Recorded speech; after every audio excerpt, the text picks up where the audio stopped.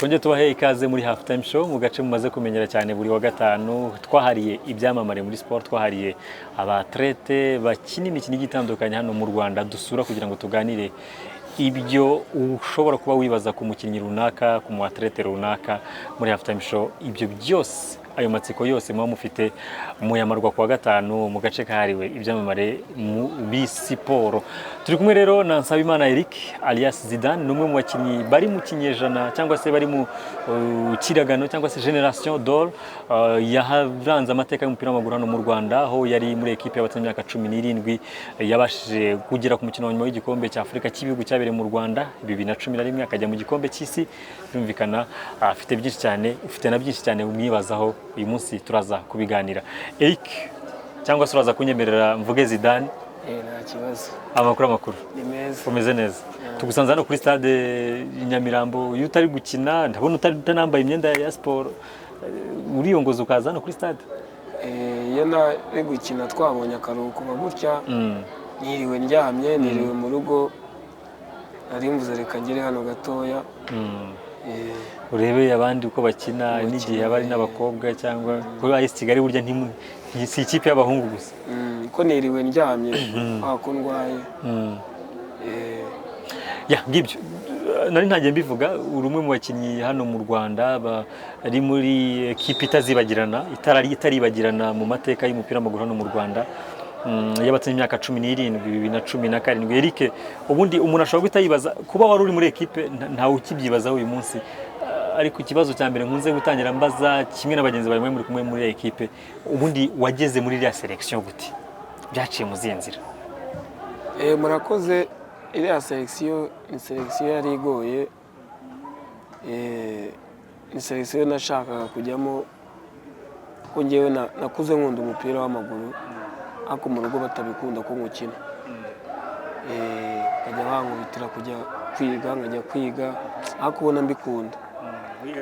Nigaga muri secondaire, nize muri FAC imyaka 3, niga pe Rugunga 2 n'Ikicukiro umwaka 6. Ni ukuvuga ngo kujya wongeye muri iriya selection twagiye muri seke, tumaze kugera muri seke baza avuga ngo hari under 20 igikombe cya Sekafa izabera muri Eritrea.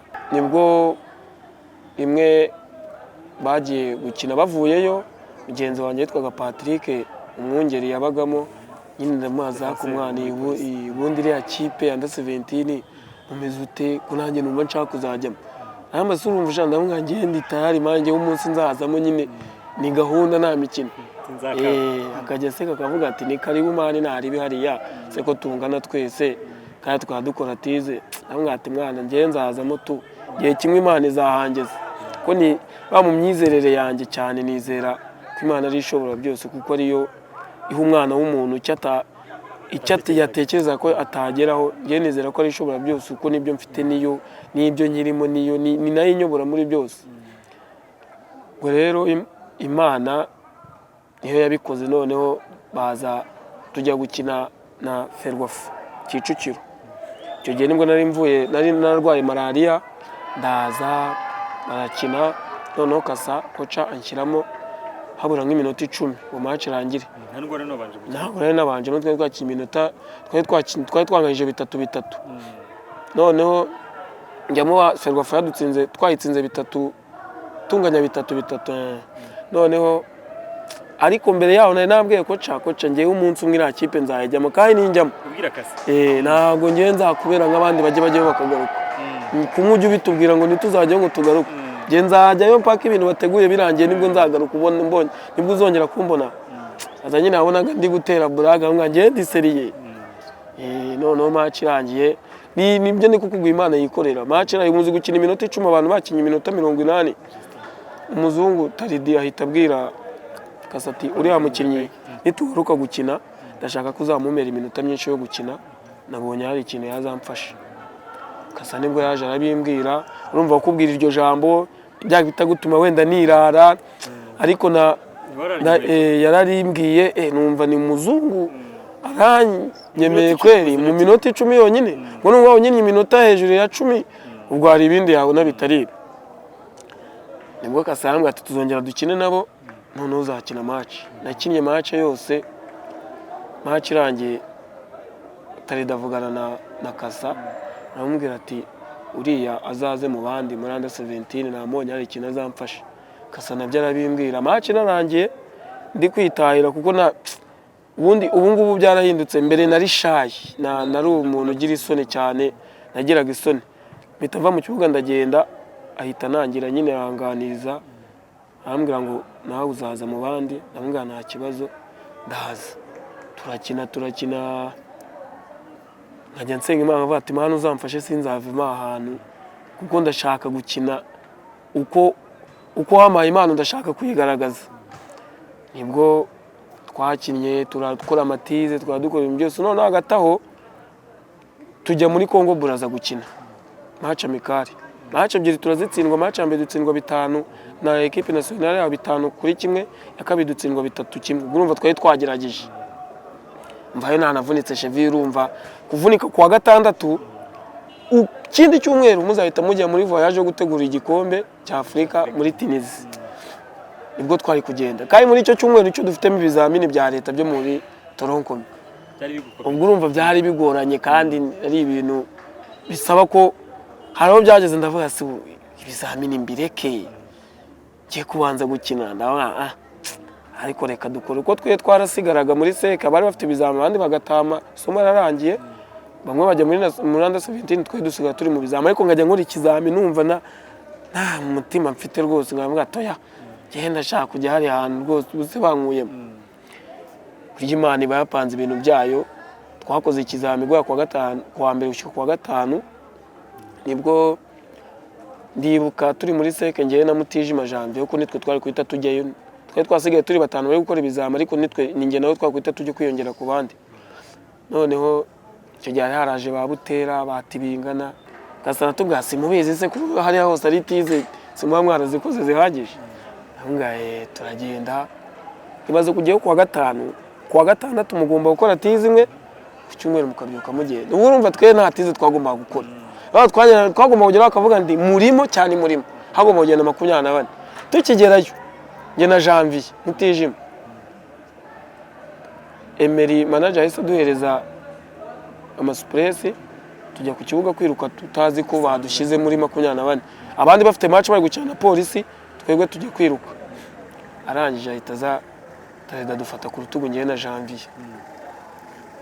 ngo mwebwe mwiruka hano ku ruhande muri mu bakinnyi bazajya muri Tunisia. Yahise mbwira Janvier nibuka ijambo namwe nambwiye muvandi, ngiye Tunisia ariko ngomba gukina igikombe cya Afrika n'ibindi byose bategura muri ikipe, ngomba kuzava muri ikipe ari uko birangiye.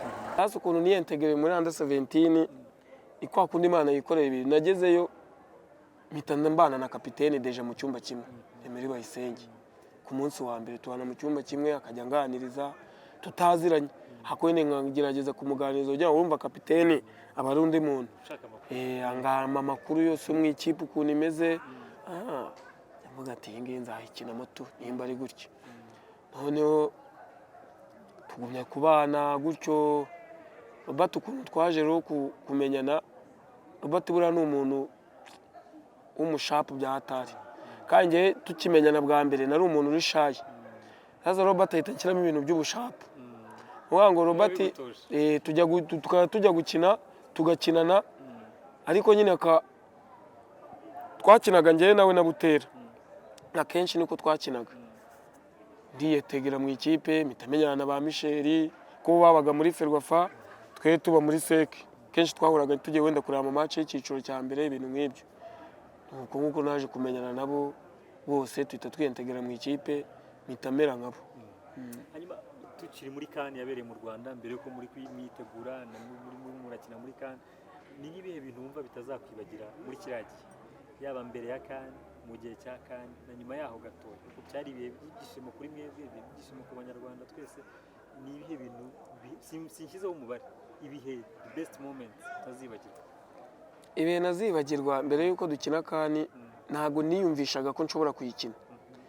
Urumva abantu bashakaga abakinnyi 21 babanje kujya muri 20 bashaka 18 nibo bakinnye CAN gusa.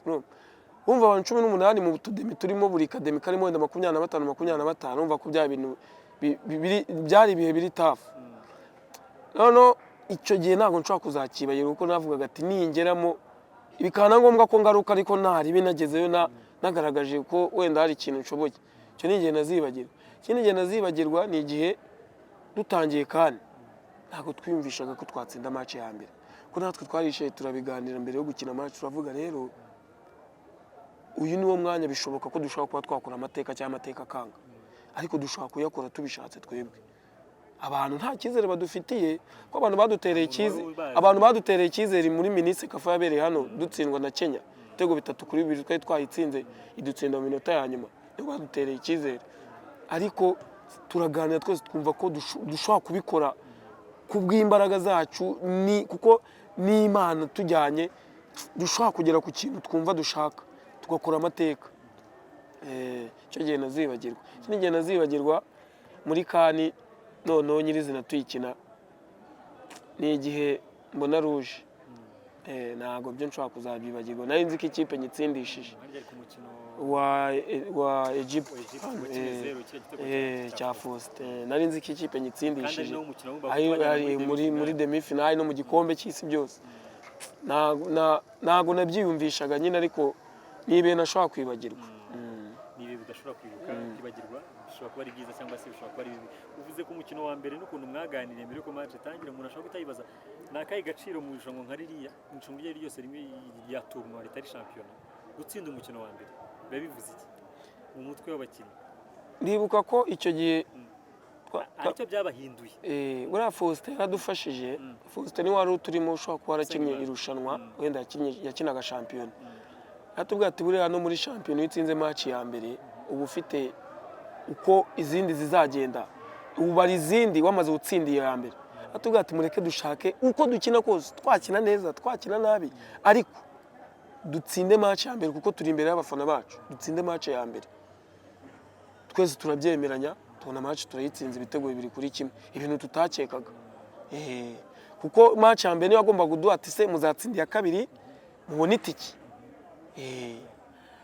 Mu gikombe cy'isi none nyuma yo kutabasha gutwara igikombe benshi bifuza ko mwatwara igikombe namwe bifuza ko ntibyabakundiye mutsindwa na Burkina Faso ku mukino wa nyuma ariko no mugeze mu gikombe cy'isi mbere ko mugera mu gikombe cy'isi mbere yuko binaba abantu batangira kubivuga ariko mu mwana amaze gukatisha tiki muri vestiaire mwabaga mumeze gute muri mwebwe mwumvaga mumeze gute mwumvaga hari urwego rumwe mwavuyeho rugiye kujya ku rundi rwego? Nkiyo Taridi yaduhamagaraga ngo dufite wenda nka kampu y'icyumweru cyangwa se iminsi 3 ngo tuzakira wenda na Rayon cyangwa se na Police twese twavuga turimo turango tuvuga ko nitwe twabonye itike yo kujya mu gikombe cy'isi mutarabyiyumvisha ni twebwe cyangwa kandi ubwo habaga ari nko mu kwa mbere wenda ari nko mu habaga ari nko mu kwa kabiri gutya kandi yarangiye mu kwa gatatu nitwe tuzajya muri Mexique.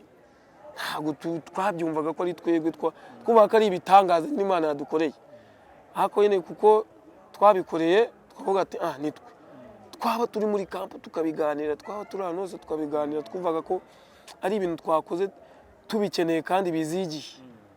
Hanyuma mugeze mu gikombe cy'isi hari abakinnyi bakomeye bakinnye nabo mu gikombe cy'isi ni nk'iki kintu iyo wicaye ukibuka igikombe cy'isi ukibukiraho iki ni iki cyatumye mutarenga amatsinda ni experience wavanye mu gikombe cy'isi nka Zidane?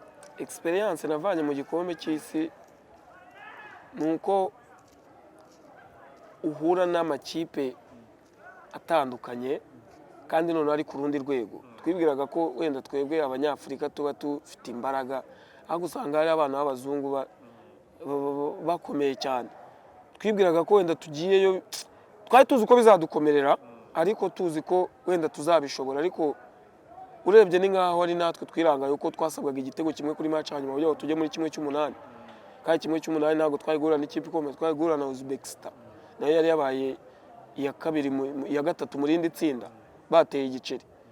Nuvuga ngo igitego kimwe twabuze natwe nicyo cyadukuyemo ariko kuntu twahuye n'amakipe akomeye arimo abakinnyi bakaze mugakina ariko kumva ko babatinye namwe kandi bari badupinze wenda match yenda gutangira. Abakinnyi nibuka hari Guilherme Varela umwana ukina muri Manchester ndakeka baramutije hari harimo Aymeric Laporte w'umufaransa uri ukina muri Atletico Bilbao, harimo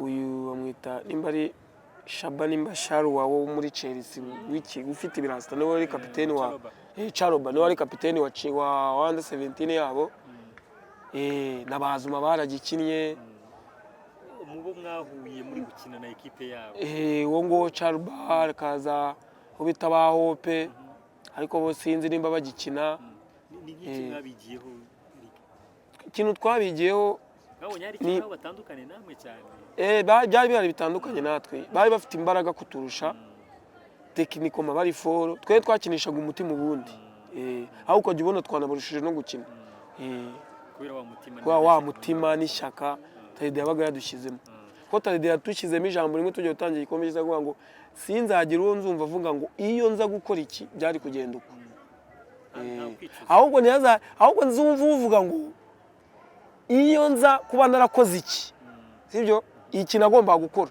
byaragenze kuriya uko yatubwiraga niryo yatubwiraga. Hanyuma igikombe kirarangiye twese twari dufite amatsiko ikipe imaze gutwireka gutya mu gikombe cya Afurika mu gikombe cy'isi mu mitwe yanyu harimo iki bavuga muti agasigaye nakanyu nak'ubuyobozi kugira ngo noneho muve kuri urwo rwego rwo kwitwa abakinnyi b'ingimbi mujye ku rwego rwo hejuru ku gitekerezo cyanyu mwumvaga noneho hari iki kigiye kurikira kuko buri munyarwanda wese bavuga ati uretse ko haje umushinga w'isonga ariko buri wese aribazaga ikipe baraza kuyankadira gute ikipe baraza kwifasha gute kugira ngo bataza gusubiza hasi urwego rwanyu mwebwe muri kampu mwumvaga ari nk'iki babafasha kugira ngo mugumanire urwego rwanyu. Twebwe ikintu nibuka na Taride dukojeje inama nawe yarazi ko byibuze maximum y'umubare w'abakinnyi bagomba kujya hanze bari 10 yarazi ko bagomba kuhita bajya mu byibuze utudemi two hanze niyo gahunda yari afite ashaka no kubwira abayobozi natwe nibyo twe turi kumupushinga tumubwira dusaba n'abayobozi ati badufashe byibuze tube dufite abakinnyi kuko ntabwo wakina igikombe cy'isi kame mu guhita ugaruka gukina muri shampiyona kiba ari ikibazo ariko nyine biraza ukabyakira nakunda ariko twumvaga ko hari ubushobozi kandi hari n'amakipe aho ngari abyifuza bishaka ngo icyumva ikibazo urumva twe twari abana badufataga nk'abantu bafite 16 years old wango ufite 16 years old Burayi biba bigusaba ngo wuzuze 18 kugira ngo wemererwe kujyayo niyo wajya no mu kadema ariko bisaba ngo ugire 18 kandi icyo gihe badufataga nk'abantu bafite 17 gutyo ni umukuru yabaga afite 17 ntago wemeraga ufite 18 ntago ibyo byemerwaga noneho ku giti cyawe n'amakipe yakukontaktaga hari amakipe menshi niko cajya guza kabitubwira atariko na abayobozi bagomba kudesita kuko mwe muracyari abana nta kintu mwabikoraho kabitubwira natwe tukumva ufata abayobozi badukuriye indiru niyo wavugaga ati niyo wajya mu academy burya uri wenda muri ako academy ko hanze wenda ubutandukanye n'undi muntu uri hano n'urugero tukumva ni ibintu dushaka cyane ukumva nyine ni ibintu byaba ari byiza kuri wowe akugire birangira bitabaye ubwo urumva ikintu kitari cyawe wene n'ikiba ari icyawe ibitarabaye nyine ubwo n'ibyabaye twahagarutse hano mu Rwanda turasaba nyine tuzi ngo tuje gukina shampiyona nyine mu makipe yo mu cyiciro cya mbere ariko ubwo urumva nabwo babonaga turi bato tavuga ngo dukomeze mu academy nibwo baje gufata icyemezo cyo gushinga isonga. Hanyuma Eric agira ngo isonga yavuyeho umuza kuza kwisanga mu kipe ya APR donc nibyo byo hanze ntibya byakunze ariko hari atagejeje no kumenya ngo mugiye gukina ku rundi rwego hano mu Rwanda gusa kimwe mu bindi byaranze karire yawe kugeza amagingo yangaya ni imvune igihe kirekire biriya bihe by'imvune wabibayemo gute ntibyagushegeshe ntibifite ikintu kinini byagusenyeho nka Eric twari tuzi imvune bita ligament croisé ziranzonga namaze umwaka hafi n'igice na kino umupira nirwo nkureba ariko numva nshaka gukina nkajya nibaza nimba nzongera gukina umupira bikancanga ariko na n'ubu ngubu umutima wanjye ubwenge bwanjye bwose ntabwo bushobora kuzibagirwa umupapa wo nakwita nk'uko uvuga umubyeyi wawe wa kabiri cyangwa umubyeyi wawe muri football Minister Afande James Kabarebe ntabwo nshobora kuzamwibagirwa kuko yaramfashije ndongera ndavurwa ndakira mera neza nkaba nshima ko n'ubu ngubu umeze neza muri iyi sezo ntabwo nshobora kuzamwibagirwa mu buzima bwanjye uko byagenda kose. Ni ibiki wumva ushimira cyane by'umwihariko yagukoreye muri kiriya gihe cy'imvune? ikintu mushimira yabanye nanjye mu mvune, akajya anyandikira akanyifuriza bonne établissement, akamvugisha cyane, akishyura ibyo byo kumvuza, amatike, ibintu nk'ibyo. Ni umuntu ngewe kuri ngewe ntabwo nabona ikintu namuha, ariko umutima afite wo gufasha abasiporutifu, Imana yo mu ijuru ijya ikomeza uyumwongere kandi ijya imufasha nawe uko ameze, ijya ikomeza imufashe mu byo akora byose no mu kazi ke ka buri munsi. Ubwo ni ubutumwa uhaye Minisita Afande James Kabarebe. Ngira ngo hari ikintu kimwe ngiramo amatsiko n'abandi bakunda kugiramo amatsiko. Eric, iyo umukinnyi ari mu mvune ushobora kuvurwa, ubu ngubu iterambere ryaraje, uravurwa ejo mu gitondo ukabagaruka mu kibuga, ariko igice kinini burya umuntu aba yavunitse mu mubiri cyangwa yavunitse mu mutwe cyane cyane, kuko igice kinini bavunitse aha, kuko iyo bakubwiye nkanjye banjyanye kuncisha muri MRI, umuganga w'umufaransa wari kumbanga ahita ambwira ngo uzihanganira amezi 6. wumvaga bakurangiriza aho ngaho mpita numva ncitse intege, noneho bitabaho. Ndamubaza ariko bimbwiye, ndamubaza 6 more, ahanga ati ndamubwira nta kibazo ariko nzabyihanganira. Mbwira ati rero ejo nzakubaga, ibindi byose ubwo ikiba gisigaye ngenda kubaga 20% iba ari iyanjye, ariko 80 yose ni yawe. Ni wowe ugomba kumenya ngo nzakira, ahubwo wowe mu mutwe ugomba kuba ukomeyemo kweri. Nicyo cyangombwa mu gukira amariga makuru wazi. Iyo ugize imvune nk'iyo ngiyo cyangwa ugaturika nka tibia ukabitekerezaho, ntabwo wapfa gukira. Nicyo kintu urebye cyagufashije? Nicyo kintu cyafashije yarabimbwiye, ariko nkivunika nabitekerejeho cyane, ndanananuka cyane. Nari mfite nk'ibiro nka 70 ngera mu biro 50, nabitekerejeho cyane ndananuka ku buryo n'ipantaro itankwiraga. Sentire wari utabaye uhindura ino. Ko Emere twabanaga najya basuye umwana aziriki, ko njya mbona arya ibintu byose, birya mayoneze, bya bintu byose arya, nkaba mbona atabyibuha. Kandi hatoye mvu nitekerezaho cyane, uzabyikuremo, kikuramo gutyo ntibyakongera kugaruka. Nkamvuza ndakira, nkajya nkora gym, garuka gutyo ndongera mera neza. Turimo turagenda dusoza, Eric, wenda imvune y'igihe kirekire ni kimwe mu byaranze kariyeri yawe kugeza amagingo yanga, ariko umuntu ashobora kwibaza, Eric, ni iki umaze kuvana mu mupira w'amaguru? Umupira w'amaguru ntabwo ari wavuga mu buryo bw'umutungo, ntabwo wavuga ngo ni ibintu bya hatari, ariko nifitiye inzu yanjye hano muri Kigali, Kinyinya, yubakiye. Wayubatse nyine muri kiriya gihe cyose cyangwa uri waratangiye? Ndi muri APR. N'abandi mvuga ngo APR ni ibintu byose n'ubuzima bwose. Kuri njye sinzi n'abandi mba ariko babibona, ariko kuri njye ubuzima bwanjye niyo yabumaye. Imana yanshoboje inzu mbaraga, ariko nayo iramfasha gera kuri ibyo ngibyo, kandi n'umuryango wanjye nawo ubayeho neza. Umubyeyi wanjye, mfite umubyeyi umwe, undi yapfuye muri jenoside, ntabwo muzi, nari umwana. Mfite mama, data niwe wapfuye muri jenoside, n'abavandimwe banjye bari aho ngaho mu rugo. Hanyuma twatangiye mu kanya gato dushoje tuvuga tuti wageze igihe wumva utangiye guta icyizere cyo kuzongera gukina, ariko uyu munsi uragifite cyo gukina muri AS Kigali, urakina no ku rundi rwego? Icyizere ndagifite hano cyo gukina umupira, kuko turi muri kondisiyo nziza, hari ibibuga byiza, hari ubuyobozi bwiza, abatoza beza. Ndumva nta kintu cyatuma udakina umupira hano muri AS Kigali, kuko ibintu byose ni byiza. Eric, ndagushimiye cyane. Kereka niba hari nk'ijambo nkuniganye cyangwa se ikintu cya nyuma wifuza kuvuga? Ikintu cya nyuma navuga ni ijambo nasubiramo, nzasubiramo kenshi. Afande James Kabarebe ngiye nzamura musabira umugisha, niyo ndi mu rugo, niyo ngiye no gusenga, kuko njye ni umukatolika, musabira umugisha kumwe misi birangiye, ndavuga ati Imana izamufashe, izamuhe umugisha, kuko amaze gufasha abantu benshi kugira ngo adatakaza kugira ngo umukinnyi adatakaza icyizere cyo gukina cyangwa se cyo kubaho, amenye ko agomba kubaho abibahishijweho n'Imana, Imana yamuhaye, aremera akakurwanira. Niba waba udakina muri APR, kandi aragufasha. Kuko umukinnyi wagira icyo ufasha igihugu, umukinnyi wagira icyo ufasha igihugu, aragufasha. Nzamusabira umugisha kandi ajya abyumva aho ari hose, Imana ijya imuha umugisha. Asante sana, wakoze cyane nawe, Imana iguhe umugisha kubera ko watwakiriye ukanaduha umwanya wawe. Wa mugani w'Abanyarwanda ngo kuvuga menshi siko kuyamara, ni byinshi twavuga byaranze kariyeri ya Nsabimana Eric alias Zidane. Birumvikana wagize igihe cy'imvune cyane gisa nk'ikimukomye mu nkokora muri kariyeri yiwe, yari iragenda neza, ariko uyu munsi afite icyizere nanone cyo kongera gukina abikesha afande James Kabarebe nk'uko nawe abyivugira. Birumvikana turabashimiye cyane mwese mwakomeje gukurikirana Royal TV, turabashimiye cyane mwese mukomeza gukurikirana aka gace kahariwe ibyamamare muri siporo. Tunashimira kandi Zidane Nsabimana Eric bakunze kwita Zidane, waduhaye umwanya wo kugira ngo tuganire uyu munsi abamare amatsiko ku byo mwari musanzwe mwibaza kuri Zidane, mwari musanzwe mwibaza kuri ekipe y'igihugu y'imyaka 17 yageze mu mikino ya nyuma y'igikombe cy'isi, yakinnye n'imikino ya nyuma y'igikombe cy'Afrika hano mu Rwanda.